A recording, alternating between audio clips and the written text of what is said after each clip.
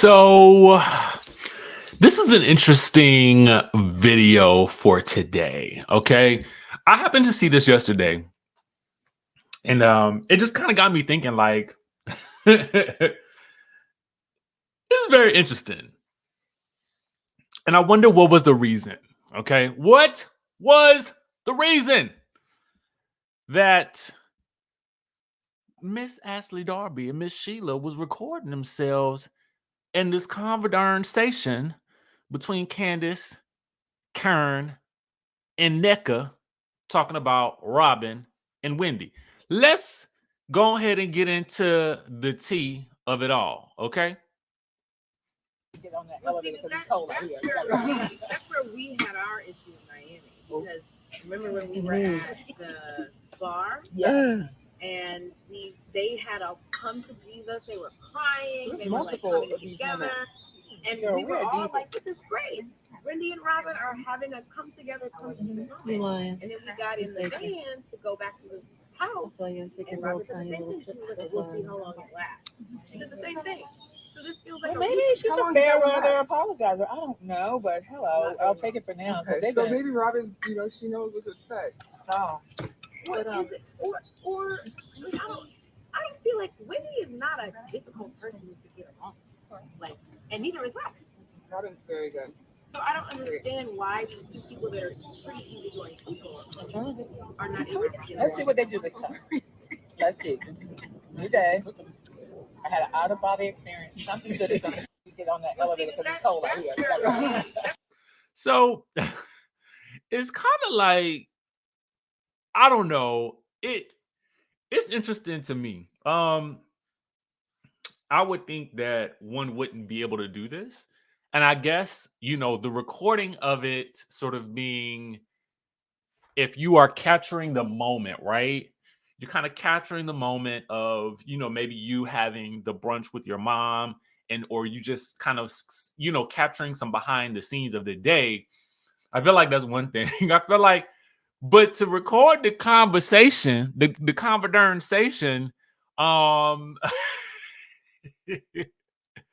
is messy. Now, granted, won't nothing too bad being said. I mean, it was really just a conversation about, Robyn and Wendy and how they sometimes don't get along, but there was instances in Austin where I guess they did get along, and Candiace basically saying that they're both pretty easy to get along with people, and then Nneka chiming in about Robyn being so, easygoing. And I'm like, honestly, with the Nneka situation, I'm kind of like, girl, you just got here. How do you know? How do you know? How do you know? It would be a different story if, she had been on the cast for like, some years and years and years, or known Robyn for some years and years and years and years and years. But I mean, at this point in time, I mean, you don't really know any of these parties that well. So that's kind of interesting to me. And Karen is just kind of like laissez-faire about it. Well, we'll see what happens, because Karen ain't really got a dog in that fight anyway, because we know she don't really care for Robyn no way. Although I feel like Karen will try for the sake of the show. You know what I'm saying? Karen will make nice for the good of the show because she knows what's good for the show. What do you think? What do you guys think about Ashley recording this conversation? Are you here for it or nah? You know what I'm saying? And I'm trying to figure out, I don't know. I mean, you can look at this a variety of ways. A cute moment between Ashley and her mama, Miss Sheila, who we love. Or you could look at it as a little messy for the Monday. Although it's Tuesday now, but it was too much to talk about on yesterday, so I couldn't include this. And I try not to do 3 videos in a day unless I'm doing a video on my second channel, which is the Richie Skye in Real Life channel, which you guys should definitely follow. I just dropped a video on there yesterday. But anyway, yeah, I want to know what y'all think about this. I mean, messy boots or messy cute? Chime down in the chatterization down below. Okay. Oh Lord, excuse me. For all the people that hate a mouth sound, Lord have mercy. Let me not drink no more drink, baby, because the people be upset and crying and falling out and passing out and having conniptions, baby. Lord, forgive me. Please forgive me for the people for the people in the bike, Lord, because they get to crying and screaming and shouting on the internet. If you make a sound, drinking some drink, Lord have mercy. Let me please forgive me for the rest of y'all out there. Okay, God, Lord have mercy. Whew. Anyway, let's talk about Miss Monica Garcia, because the sources are saying she ain't coming back. Okay. The word on the curb is she ain't coming back to Salt Lake City. She's allegedly been fired. Okay. Now, where does this come from? And again, let's put the alleged badge up here because it's all alleged until we see it in black and white from the Bravo people themselves or Variety or wherever they choose to post the new information from. However.com, according to Mr. Housewives, according to that would be Ryan Bailey from the So Good It's Bad with Ryan Bailey podcast, who has gotten this information from a very credible source. That source was also the person that told him about Anne Marie joining the Real Housewives of Beverly Hills. But they are saying to Ryan on this podcast that Monica Garcia has been fired. Okay. She has been let go. She is one and done. Okay. She won't be back. She is finito. She is gone. She is gone with the wind. She is drove off the cliff.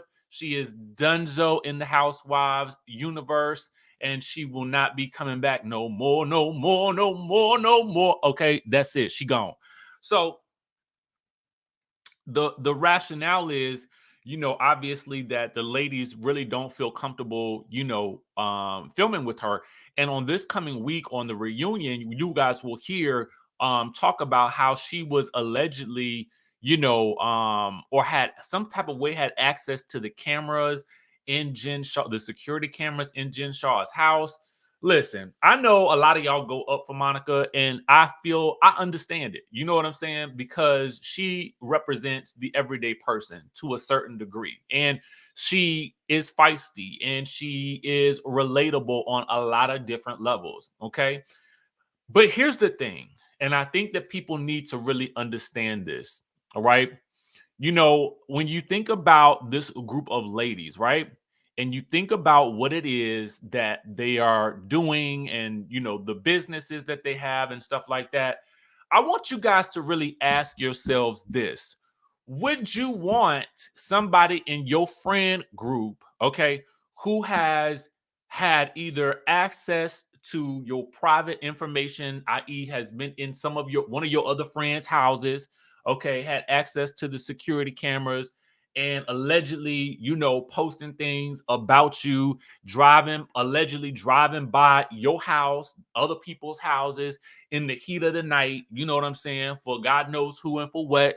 Would you want somebody like that to be your friend? And the answer is probably no. Now, did it make for good TV? I mean, yes, it was definitely a moment in time. Okay, y'all remember Monica? Okay, it's gonna be like that. But at the end of the day, I mean, now granted, had Monica not ever been a part of the whole reality montees of it all, that would be one thing.